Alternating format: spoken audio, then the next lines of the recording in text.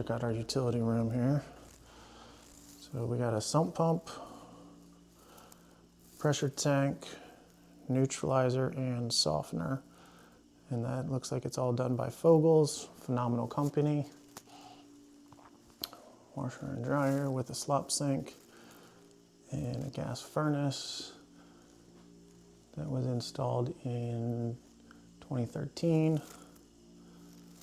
A little bit of space under the steps. And if anybody knows what that is, drop a comment.